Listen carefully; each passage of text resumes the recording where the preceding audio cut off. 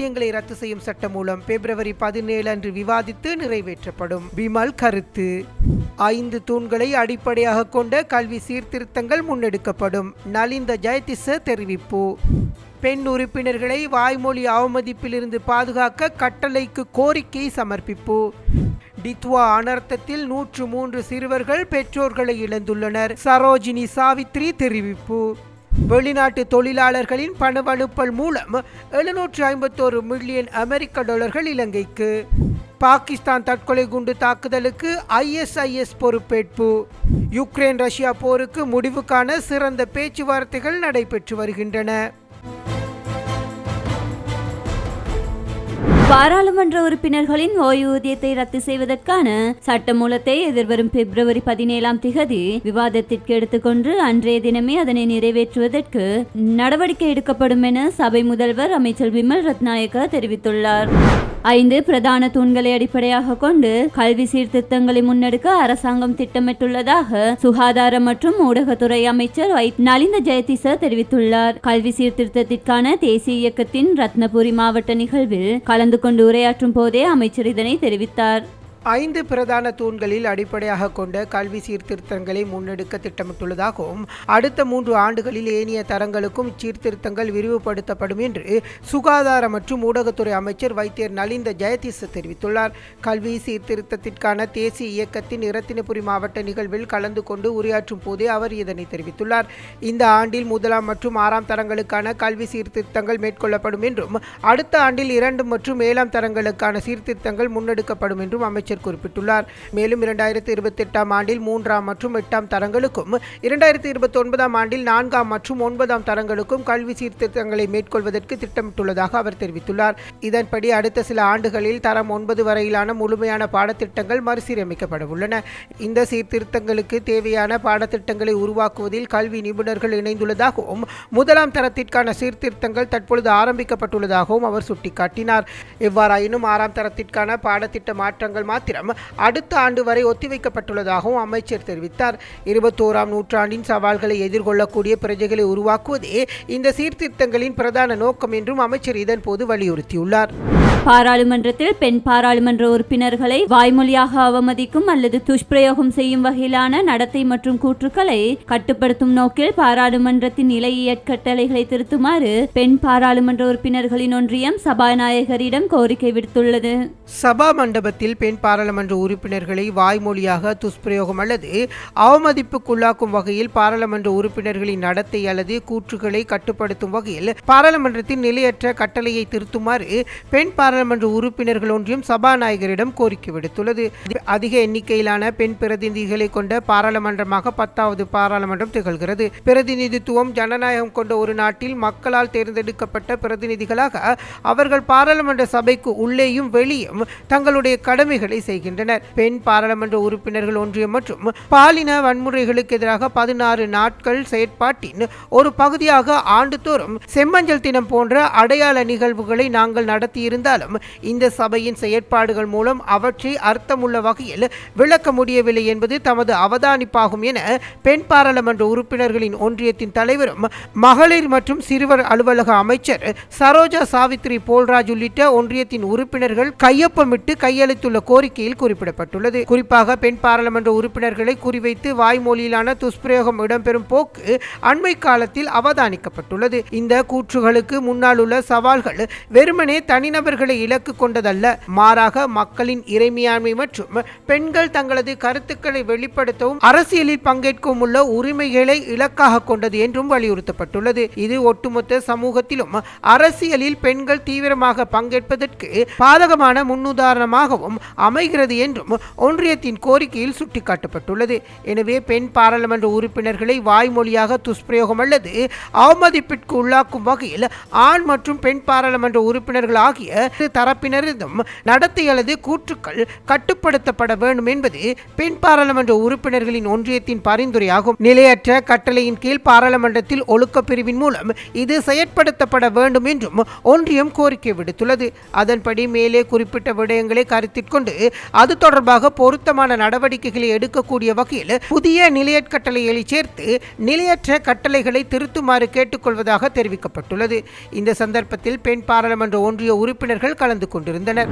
டிட்வா அனர்த்தத்தின் காரணமாக தாய் தந்தை அல்லது இருவரையும் இழந்த 103 சிறுவர்கள் இருப்பதாக மகளிர் மற்றும் சிறுவர் விவகார அமைச்சர் சரோஜா சாவித்ரி போல்ராஜ் தெரிவித்துள்ளார். பதுளை மாவட்ட செயலக கேட்போர் கூட்டத்தில் நேற்று நடைபெற்ற நிகழ்வில் கலந்து கொண்டு உரையாற்றும் போதே அவர் இதனை தெரிவித்தார். டிட்வா சூறாவளி காரணமாக தாய் தந்தை அல்லது இருவரையும் இழந்த 103 சிறுவர்கள் இருப்பதாக மகளிர் மற்றும் சிறுவர் விவகார அமைச்சர் சரோஜா சாவித்ரி போல்ராஜ் தெரிவித்துள்ளார். பதுளை மாவட்ட செயலக கேட்போர் கூடத்தில் நேற்று நடைபெற்ற நிகழ்வொன்றில் அவர் இந்த தகவலை வெளியிட்டுள்ளார். இதற்கு அமைய அந்த சிறுவர்களை பராமரிப்பதற்கும் அவர்களின் எதிர்கால பாதுகாப்பிற்கும் ஜனாதிபதியின் அறிவுறுத்தலின் பேரில் விசேட வேலை திட்டம் ஒன்று நடைமுறைப்படுத்தப்படும் என அவர் கூறியுள்ளார். பெற்றோரை இழந்த சிறுவர்களை பொறுப்பேற்க பலர் முன்வந்துள்ளதாக தெரிவித்த அமைச்சர் முறையான சட்ட நடைமுறைகளை பின்பற்றி நீதவான் உத்தரவுக்குட்பட்டு அந்த நடவடிக்கைகள் முன்னெடுக்கப்படும் எனவும் தெரிவித்தார். இதேவேளை பதுளை மாவட்டத்தில் இளம் வயதில் கர்ப்பமடையும் யுவதிகளின் எண்ணிக்கை அதிகரித்துள்ளதாகவும் அத்தகைய நிலைமைகளை எதிர்கொள்பவர்களுக்கு பாதுகாப்பு வழங்க முறையான இடவசதிகள் இல்லை என்பதும் அங்கு தெரிய வந்துள்ளது. மேலும் பதுளையில் புதிய போக்காக இணைய வழி வன்முறைகள் அதிகரித்துள்ளதோடு பெற்றோர்களால் பிள்ளைகள் தாக்கப்படும் சம்பவங்கள் அதிக அளவில் பதிவாகும் மாவட்டம் பதுளையாக காணப்படுவதாகவும் சுட்டிக்காட்டினார். எவ்வாறாயினும் இலங்கையில் அதிகளவான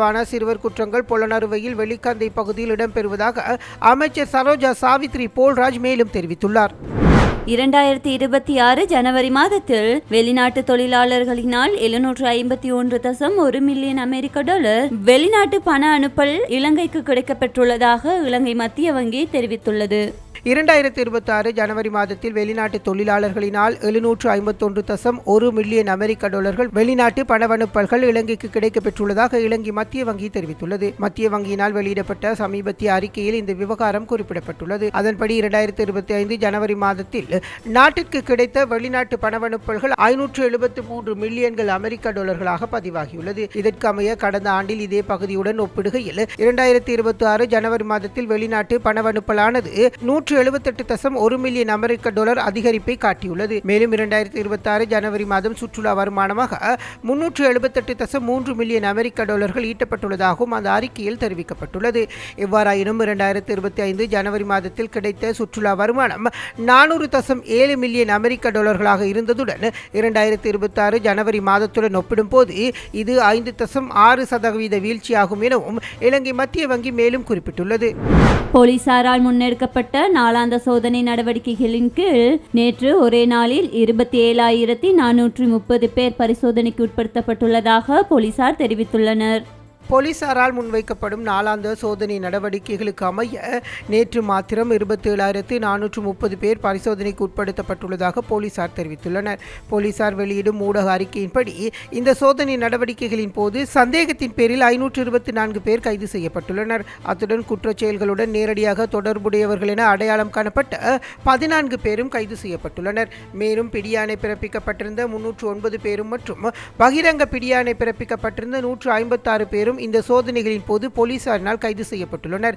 இச்சோதனை நடவடிக்கைகளின் போது மதுபோதையில் வாகனம் செலுத்திய 422 சாரதிகள் கைது செய்யப்பட்டுள்ளதுடன் அஜாக்கிரதையாக வாகனம் செலுத்திய குற்றச்சாட்டில் 79 சாரதிகளும் போலீசார் பொறுப்பில் எடுக்கப்பட்டுள்ளனர். அத்துடன் ஏனைய போக்குவரத்து விதிமீறல்கள் தொடர்பாக 4,826 பேருக்கு எதிராக சட்ட நடவடிக்கைகள் எடுக்கப்பட்டுள்ளதாக அந்த அறிக்கையில் மேலும் குறிப்பிடப்பட்டுள்ளது.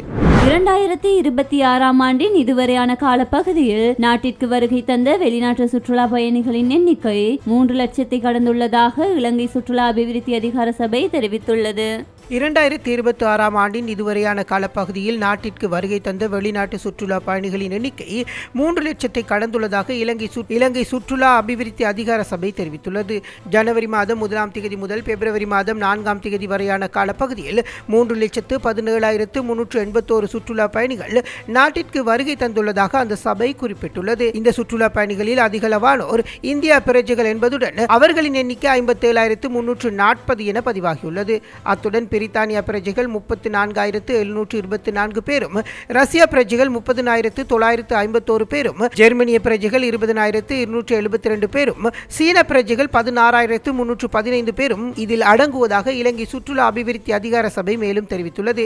இதற்கு மேலதிகமாக பிரான்ஸ், ஆஸ்திரேலியா, நெதர்லாந்து உள்ளிட்ட நாடுகளிலிருந்தும் பெருமளவான சுற்றுலா பயணிகள் நாட்டிற்கு வருகை தந்துள்ளனர். மேலும் பிப்ரவரி மாதத்தில் முதல் 4 நாட்களில் மாத்திரம் 40,054 வெளிநாட்டு சுற்றுலா பயணிகள் இலங்கைக்கு வருகை தந்துள்ளதாக சுற்றுலா அபிவிருத்தி அதிகார சபை குறிப்பிட்டுள்ளது.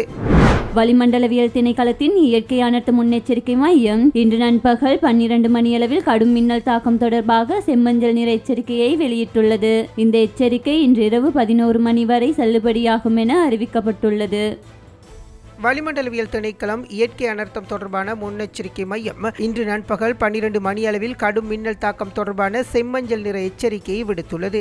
இந்த எச்சரிக்கையானது இன்று இரவு 11 மணி வரை செல்லுபடியாகும் என அறிவிக்கப்பட்டுள்ளது. அதன்படி மேல் மற்றும் சப்ரகமோ மாகாணங்களிலும் காலி மற்றும் மாத்தறை மாவட்டங்களிலும் சில இடங்களில் கடும் மின்னல் தாக்கத்துடன் கூடிய இடியுடன் கூடிய மழை பெய்யக்கூடும் என எதிர்பார்க்கப்படுகிறது.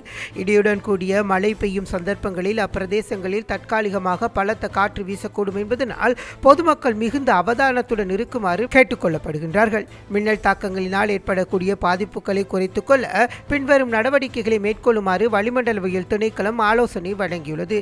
பாதுகாப்பு கட்டடங்களுக்குள் அல்லது மூடிய அறைகளுக்குள் இருக்குமாறு அறிவுறுத்தப்பட்டுள்ளீர்கள். மரங்களின் கீழ் நிற்பதை தவிர்க்கவும். நெல் வயல்கள், தேயிலை தோட்டங்கள் மற்றும் திறந்த நீர்நிலைகள் போன்ற திறந்த வெளிகளில் இருப்பதை தவிர்க்க வேண்டும். இடி முழக்கத்தின் போது கம்பி தொடர்புள்ள தொலைபேசிகள் மற்றும் மின் இணைப்பில் உள்ள மின் உபகரணங்களை பயன்படுத்துவதை தவிர்க்க வேண்டும். துவிச்சக்கர வண்டி, உழவு இயந்திரங்கள் மற்றும் படகு போன்ற திறந்த வாகனங்களை பயன்படுத்துவதை தவிர்த்துக் கொள்ளவும். பலத்த காற்றினால் விழக்கூடிய மரங்கள் மற்றும் மின்கம்பங்கள் குறித்து அவதானமாக இருக்குமாறு அறிவுறுத்தப்பட்டுள்ளனர். அவசர உதவிகளுக்கு தங்களுடைய பிரதேச அனர்த்த முகாமைத்துவ அதிகாரிகளை தொடர்பு கொள்ளுமாறும் பொதுமக்கள் அறிவுறுத்தப்பட்டுள்ளனர். பாகிஸ்தானில் நடைபெற்ற தற்கொலை குண்டு தாக்குதலுக்கு சர்வதேச பயங்கர அமைப்பான ISIS அமைப்பு பொறுப்பேற்றுள்ளது.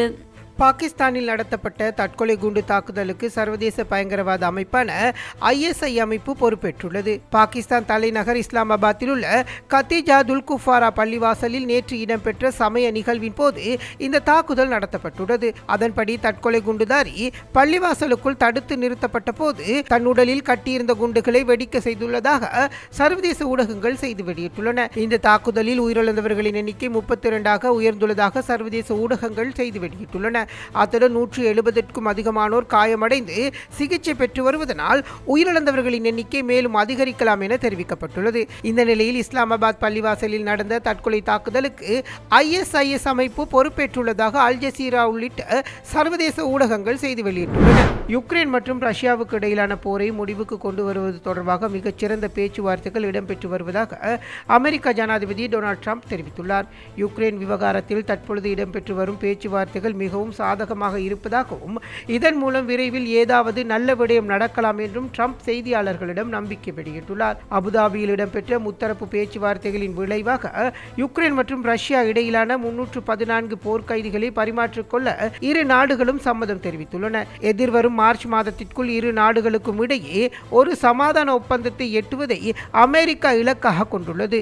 எனினும் யுக்ரைனின் நிலப்பரப்பு தொடர்பான சிக்கல்கள் இன்னும் தீர்க்கப்படாததனால் இந்த காலக்கெடு நீடிக்கலாம் எனவும் தெரிவிக்கப்படுகிறது. எட்டப்படும் எந்த ஒரு அமைதி ஒப்பந்தமும் யுக்ரைன் மக்களிடம் பொதுவாக வாக்கெடுப்பு விடப்பட வேண்டும் என்றும் அதனுடன் இணைந்து அங்கு தேர்தல் நடத்தப்பட வேண்டும் என்றும் அமெரிக்கா மற்றும் யுக்ரைன் தரப்பு அதிகாரிகள் ஆலோசித்து வருகின்றனர். இந்த பேச்சுவார்த்தைகளை தொடர்ந்து அமெரிக்கா மற்றும் ரஷ்யாவுக்கு இடையிலான உயர்மட்ட இராணுவ தொடர்புகளை மீண்டும் ஆரம்பிக்க இரு நாடுகளும் இணங்கியுள்ளன. தமது 2வது பதவிக்காலத்தில் இந்த போரை முடிவுக்கு கொண்டு வருவதாக உறுதியளித்திருக்கும் ட்ரம்ப் தற்போது அதற்கான ராஜதந்திர நகர்வுகளை தீவிரப்படுத்தியுள்ளார் என்பதும் குறிப்பிடத்தக்கது.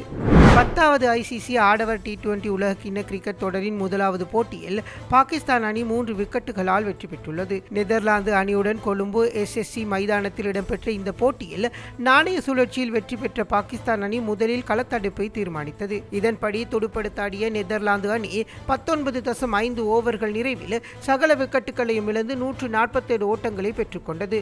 துடுப்பாட்டத்தில் அந்த அணி சார்பில் அணித்தலைவர் ஸ்காட் எட்வர்ட் அதிகபட்சமாக 37 ஓட்டங்கள் ஓட்டங்களையும் பேஸ்டி லீட் 30 ஓட்டங்களையும் பெற்றுக் கொடுத்தார். பந்துவீச்சில் பாகிஸ்தான் அணி சார்பில் சல்மான் மிர்சான் 3 விக்கெட்டுகளையும் முகமது நவாஸ், அப்ரார் அகமது, சமீட் ஆயுட் ஆகியோர் தலா 2 விக்கெட்டுகளை வீழ்த்தினர். இதன்படி 148 ஓட்டங்கள் என்ற வெற்றி இலக்கை நோக்கி பதிலுக்கு துடுப்படுத்தாடிய பாகிஸ்தான் அணி 19.3 ஓவர்கள் நிறைவில் 7 விக்கெட்டுகளை இழந்து வெற்றி இலக்கை அடைந்தது. துடுப்பாட்டத்தில் அந்த அணி சார்பில் சைப்சாட் ஃபர்சான் அதிகபட்சமாக 47 ஓட்டங்களையும் ஃபஹீம் அஷ்ரப் ஆட்டமிழக்காமல் 29 ஓட்டங்களையும் பெற்றுக் கொடுத்தனர். பந்துவீச்சில் நெதர்லாந்து அணி சார்பில் ஆரியன் டட் மற்றும் பவுல் வான் ஆகியோர் தலா 2 விக்கெட்டுகளை வீழ்த்தினர்.